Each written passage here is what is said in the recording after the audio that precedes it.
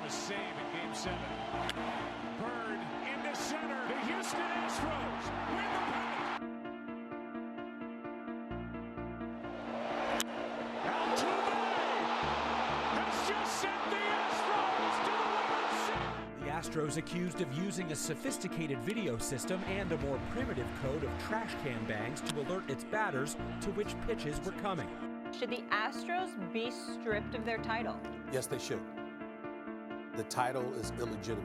Hey, good morning, George. Sincerity, humility, and accountability. By most accounts, those attributes were absent from yesterday's press conference and left in its wake only backlash. Proof positive that they use buzzers, because this guy could have said, under no circumstances did we ever use buzzers. That's not good enough. Did you use buzzers or not? People can get pretty passionate about their sports. Yankee fans especially. They're some of the most passionate fans in all of sports. So I usually like to begin these episodes with a little joke to lighten up the mood. But not today. Just win this fucking series.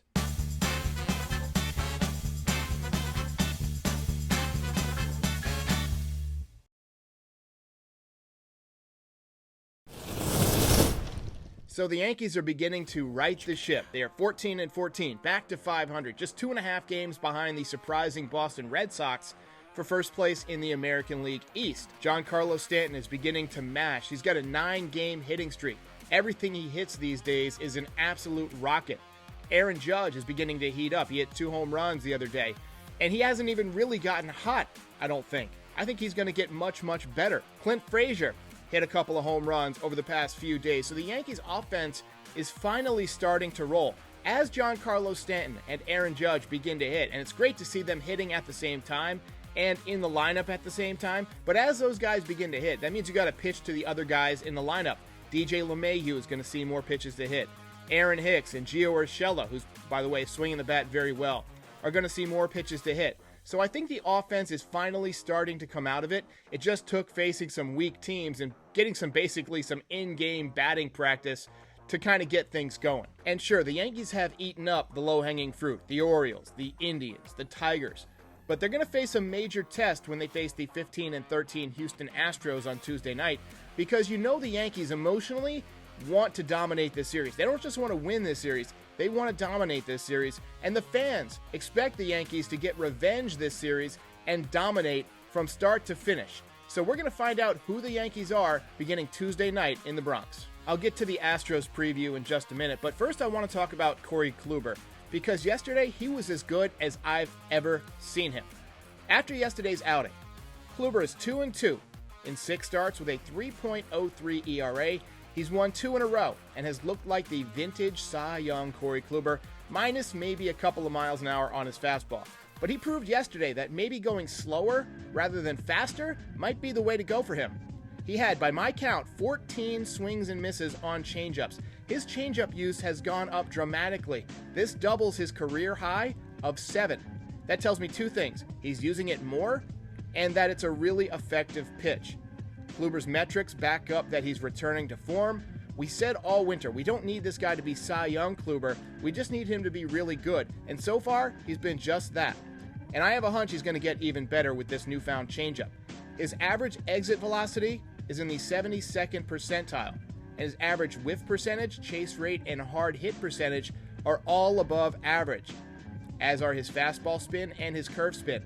His fastball velocity is actually a tick down, and he's walking more people this year, but yesterday he had just 1 walk in 8 innings, which suggests to me that he might be turning the corner with his command as well, which is good news for the Yanks. They say that pitching wins championships, and for the first time in several years, the Yankees have a really, really good staff from start to finish. From their first guy in the rotation, Garrett Cole, who's 4-1 with a 1.43 ERA, to their closer, Aroldis Chapman, who might actually get some Cy Young votes. He's pitched 10 innings and has 24 strikeouts with just 2 hits allowed and 3 walks. He is unscored upon in 2021, commanding all his pitches, throwing over 100, and featuring a nasty split-fingered fastball. He's been incredible. The rest of the rotation has been really good. I mentioned Corey Kluber, 2-2 with a 3.03 ERA in 6 starts. Jordan Montgomery, really, really solid. And as the president of Gumby Nation, I would like to report to you that the future of Gumby Nation is very strong. Jamison Tyone, 1-2 with a 5.24 ERA. Highest ERA in the rotation, but he's looked better in 2 of his last 3 outings. Domingo Germán has been great his last 2 times out. He's 2-2 with a 4.05 ERA. He's got 19 strikeouts in 20 innings, so lots of swings and misses from him. His changeup has been great. His curveball has been great. The Yankees are set up in the rotation. Their bullpen has been really good. Chad Green is featuring a 1.08 ERA in 2021. Jonathan Loaisiga, Johnny Lasagna, is 2-1 with a 1.10 ERA. Luis Cessa has a 1.42 ERA in 12-plus innings. Michael King is unscored upon in 11 innings. The rotation is great, but the bullpen is phenomenal. All right, let's do a quick preview of the cheating Houston Astros. Well, they still have Jose Altuve. He's a little. They still have Carlos Correa. He's a hot. They still have Yordan Alvarez. He can go himself. And they have Yuli Gurriel. He can my. Alex Bregman can get too. All rise and welcome my interview guest for today. You know him. He is the owner and creator of Yankees Avenue, the biggest Yankees YouTube channel, Dan Rourke. Someone on Twitter said that you were a negative Yankees fan. Yeah, bro. I was happy to see that all of Yankees Twitter basically dragged him. But let's settle this once and for all. What are you optimistic about and what are you pessimistic about after you've seen a month of baseball? It's tough for me to be pessimistic. I'm a very optimistic fan. I'll be real, like when I have to be. I'll be negative when I have to be. But like I'm very much like the definition of a glass half full kind of guy. So I mean, I'm pretty much optimistic about everything. But I mean, the main thing I always was optimistic about was the offense. You know, like even when we could not hit the ball for Jack S, like we couldn't. Like when we weren't hitting, I was still confident we were going to hit because the track record showed we would. You know, these guys are all just way too good at hitters to be struggling at the level that they were struggling, and especially when they weren't hitting home runs. You know, like this is a home run hitting team, and we've seen over the past like week and a half that I think entering today, they were tied for, or they were leading the league, the American League in home runs. So I mean, the offense I'm very optimistic about. I think we're going to lead the league in runs scored. Come the end of the regular season, we're going to lead the league in home runs. Come the end of the regular season, pessimistic. It's kind of in the same category. Gary Sanchez, I think it's it, bro. Like I think we're done with Gary Sanchez. Like, and it sucks for me to say that because not a lot of people know this. The way I am with Aaron Judge, like I was almost like that with Gary Sanchez when he first came up. Like every at bat, like I was watching this, everybody was at the time. I mean, like he took baseball by storm, but I wanted him to do so well, and for a while he did, obviously. But like now, bro, like I just feel like with the way Kyle Higashioka has been playing, and not even just like the offense that he's been putting up, like just the pitchers, bro. Like I don't think it's coincidence that the pitcher's been performing so well over the past week and a half or two with Kyle Higashioka behind the plate, you know.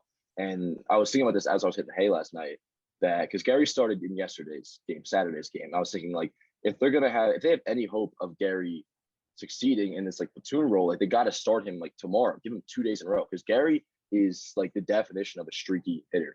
Right. So like if you're playing him 1-2 times a week, like he's just not going to get hot. That's why like I still think Gary will get playing time, you know, but Gary, he's not the type of player that can like get or can be successful just playing 1 or 2 days a week because he won't be able to get hot. So like sooner or later, I think if it's not already like officially Kyle Higashioka's like starting role, I think it will be honestly within like the month or so, where it will be like Gary's playing like just 1 or 2 days a week. So I think this might be like the last of Gary Sanchez. Like I think he probably gets non-tendered at the end of this year, unless there's a total, 180.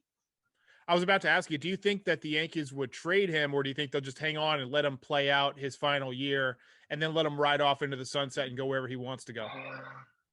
I mean, I figure if they were going to trade him, I guess it would probably be at like the deadline this year, right? Because I think if they hold on to him, then they're probably going to just non-tender him. I mean, there was speculation about it last year, and like his value is only going to get lower if he keeps this up, obviously, because like even this past offseason, like, all right, he had the 147 batting average here. He was absolutely brutal, but like same way that there was like after 2018, it was like, all right, you still believe in the raw talent of Gary Sanchez, and he's going to bounce back. But if he has 2 consecutive years of just brutal offensive production, like say, I'm not even saying he hits under 200, but say it's, I don't know, 210 and only hits like 10 homers, whatever it is, like there's not going to be much value in a catcher that can't hit. He's a below league average offensive catcher right now, and he can't field, really. Honestly, he can't field. He's actually been pretty good this year, in my opinion. but it's not like it's a plus for him. So I don't think he has much value. So if I had to pick a scenario that would likely happen, I would say it's probably going to be they're going to non-tender him after this year. I want Gary Sanchez to bounce back. I just don't think they're going to give him the opportunity to with Kyle Higashioka starting all the time, and I don't blame them for that. Like, we were trying to win games here, and it should be Higashioka behind the plate. I tend to think that if Chirinos looks really good down there at AAA behind the plate, like in a defensive capacity, I think the Yankees might choose to go with 2 top defensive catchers going into the playoffs.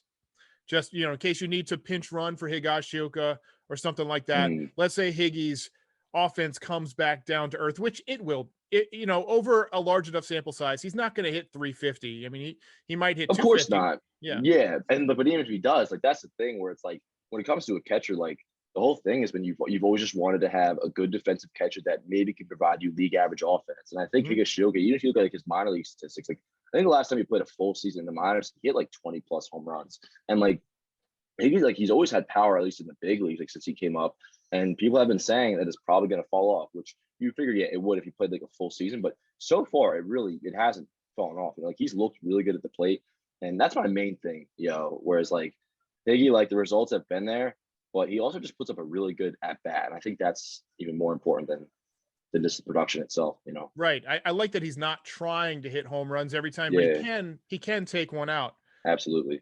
Do you think the Yankees are going to throw at the Astros? And if they do it, who do you think it would be? Chapman?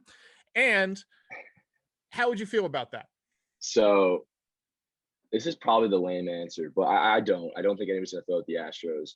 And I'll answer the Chapman part in a second. But the reason being is, like, who's on this team that is like so emotionally attached to what the Astros did that would throw at them? Unless they're just somebody that's like so loyal to like their team that they're going to throw at the Astros because they're pissed for like the guys in the clubhouse, like for Aaron Judge, for Gary Sanchez, whoever's on the 2017 team. I don't think Cole's going to throw at him. And with Chapman, you'd figure if Chapman's in the game, it's not a situation where you want to put a runner on base, so I don't think so.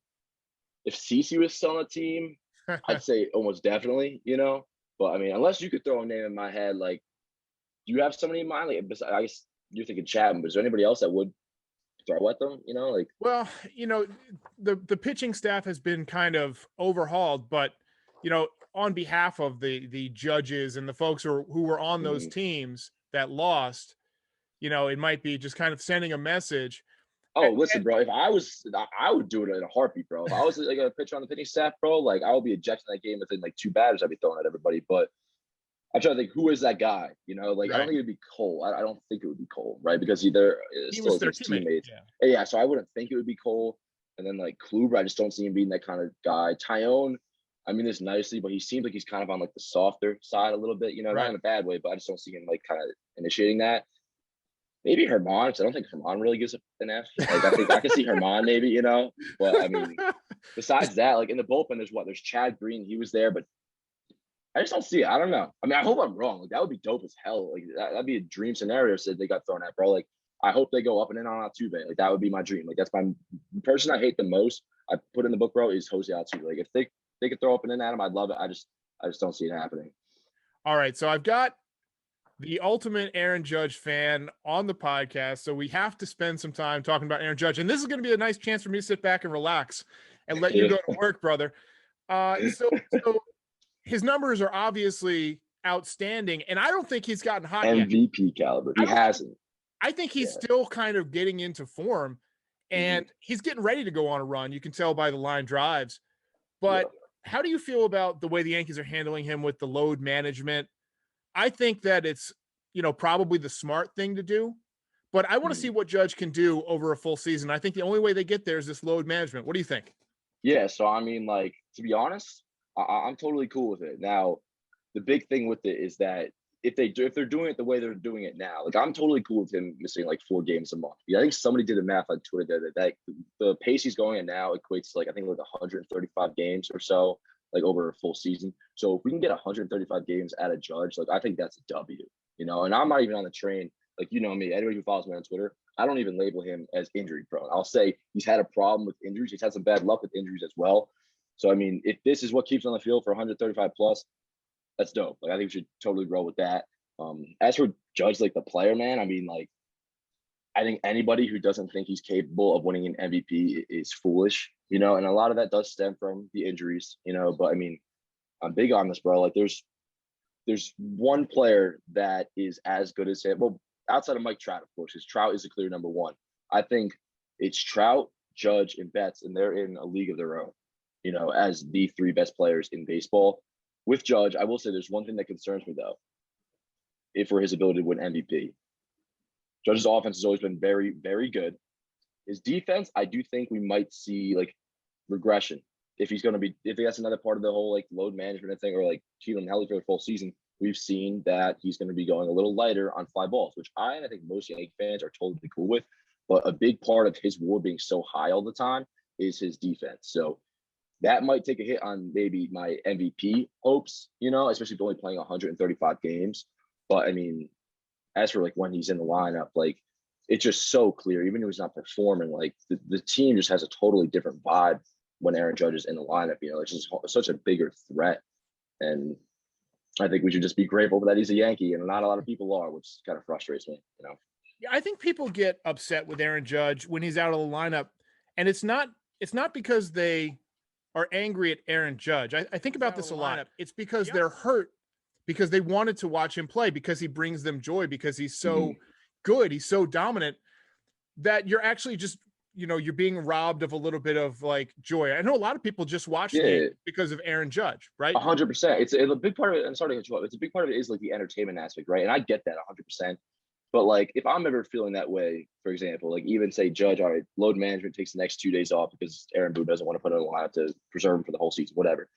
I look at it and I'm like, all right, that sucks. I'd rather see Judge in the lineup. But in the end, like, what makes Dan Rourke happy isn't ultimately what matters. You know what I'm saying? Right. As long as he's healthy for October and helps contribute his team to win the World Series, which so far throughout his entire career, say what you about missing time in the regular season, this man has not missed one out in the postseason. And that's with a broken rib. Like we all know the story. September 2019, this man lays out, dives, breaks his rib trying to make a play for his pitcher, refuses to sit out, and went on to play every single out of the 2019 postseason. He's been very good. I don't want to say very good, but he's been really good in the postseason for the most part in his career. So, I mean, like, yeah, like you want to have him in the lineup because he's a very entertaining player. Like nobody knows that more than I do, but it's going back to the whole load management thing. Like if that's what keeps him ready to go in October and keeps him over like in the lineup for most of the season, like I just think it's so worth it. I don't think many people can dispute that, you know.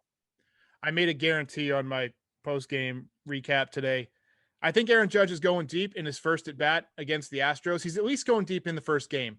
And the reason I say that is because he's one of those guys that when you turn up the attention and the spotlight, think about the first game of the postseason and the wild card.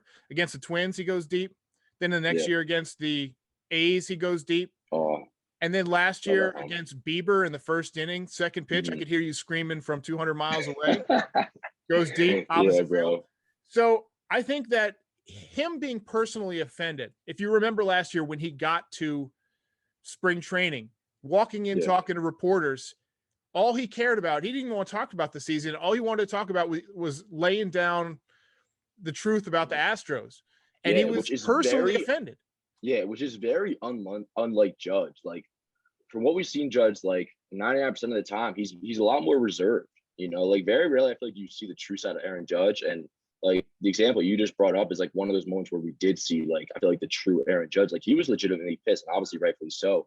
And like the Altuve thing, you know, like in 2017, Altuve wins the MVP, which everybody I think by now admits he shouldn't have, regardless of cheating. Judge, after that happened, he put up a congratulations post. Once the cheating thing came out, he took it down immediately. And when asked about it, he was like flat out, he didn't earn it. You know, which you're right. Like Judge is so obviously, and everybody is that was on the Yankees and across the league was pissed about what the Astros did. But I could totally see that. Yeah, like maybe he'll swing just a little bit harder and go, you do Yankee Stadium, bro. Like the only thing that sucks is like I wish it was 100% capacity. Right. That would make it so much more epic. But still, bro, like if Judge can go yard in that first at bat, bro, imagine first pitch. Dude, bro, I'm just imagining first pitch and hitting one like on top of the restaurant in center field, just like bro, one of those one of those majestic Judge homers, like not like one of those like he like floats it over the right field wall, like bro, like one of those absolute fucking boom, bro. Where the outfielder just kind of stands there. Yeah. Oh fantastic. My God, bro.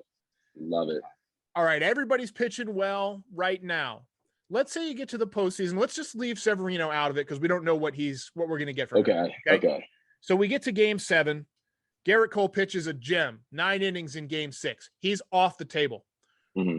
Who are you starting on the mound? We already know you're starting Higashioka behind the dish. Who gets the ball? After today, is it Kluber, or do you go with one of the Tyone or Herman? So first thing I'll say, because I'll give you somebody actually on the staff, but I've been big on that our number 2 starter come October isn't currently on the team. I've been saying that a lot. Now, if we're going to be very strict, this whole luxury tax thing, like we were in the off season, then maybe that's not going to be the case. Because my eyes, call me stupid, call me crazy, I'm set on Max Scherzer. Like, I'm so set on him, but I know it's probably not going to happen because of the whole luxury tax thing, whatever.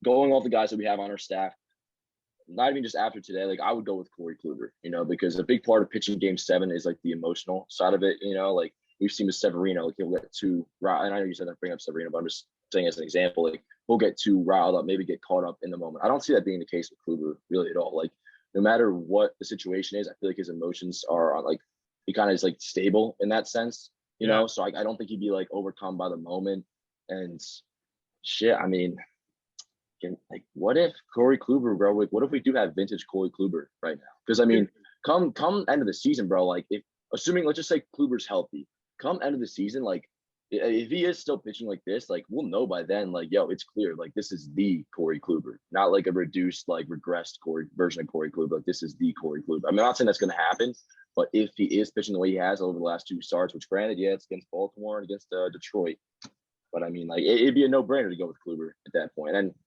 I don't know about really Tyone, because I mean, I do actually. It's hard to say my opinion on it too, because I was actually more confident about Tyone coming in the season than I was Kluber, and I still feel that way like long term. But like I it's hard not to admit, like the last 2 starts, like I'm excited about Kluber, like very very excited. So Kluber's showing me a lot. I'm actually, it doesn't exist yet, but by the time people watch this interview, they will have just watched a video that I'm working on called Corey Kluber is Back. Yeah. And if you look at his strikeouts over the past 2 games, he's got 15 strikeouts. One of them was on a fastball, and I think 10 of them have been on changeups, and the rest have been on sliders, which is very abnormal for him, but it tells me that he's found another Corey Kluber pitch, and he's going to have I think he's going to have a monster year. Let me ask what you said. So he doubled his changeup use from like his first 2 starts, or from like the old Corey Kluber? From the old like, Corey Kluber. Really? Huh. Yeah. That's just something that's been a common theme. I with like that. This year, the changeups. I mean, if you look at what Garrett Cole's doing, that's all they're talking about is how much he's throwing his changeup. Domingo Germán. I know a lot of people are kind of iffy on Domingo Germán. To me, his changeup still looks really, really good. And Corey Kluber now with that changeup is taking it to another level. His career high for swings and misses on a changeup before today was 7. You know how many he had today? How many? 14. Get out. Yo, that's very exciting. Another thing too with Kluber, and like one of the things I was, like I said, like that was probably one of the things I was a little more hesitant on, like the moves that Cashman made. But something that I was like optimistic about was that he was never like an extremely high velocity fastball guy, and a lot of things that usually the main reason that causes regression, whether it was like, CC Sabathia or Felix Hernandez, whoever it was, they lose their fastball. But in this case, I don't know the exact numbers of what Kluber's fastball used to be, but like I know he wasn't throwing like 100 miles an hour, right? He wasn't a 100-mile-an-hour guy. Like I think he was like 94, 95ish, and I think we've seen him get to, what was his high this year? I think hasn't he touched 95? If I'm not mistaken, I haven't seen 95. I've seen 94. Maybe confusing with Tyone, but that's the thing. Like he's not losing his fastball, at least not too crazy. So I mean, like the only reason he couldn't be as efficient of a pitcher as he was before, or at least come close to it, would be if he's losing movement on his pitches, which we've seen he's not losing movement at all. Like his movement has looked terrific. Well, like, and even the starts he wasn't pitching well. The movement on his pitches wasn't bad. It was really good. So I mean, I guess the only thing to worry about at this point would be command, which today looks really good. Dan Rourke, Yankees Avenue, the largest YouTube channel for Yankees only content. Also a new member of John Boy Media, gets to drive by Yankee Stadium every day on the way to work. My dream, by the way. You're living my dream, friend. I will say it is a dream come true. It is a dream come true, but, and I always say this, and I've said it on my YouTube channel personally before, like, sure, I have like the largest quote unquote Yankees channel. Don't get it twisted, bro. You are number 1 in terms of like genuine content. You're easily far and away number 1, bro. I mean that. Appreciate that, man. Go follow Dan Rourke, Yankees Avenue. Dan, thank you very much.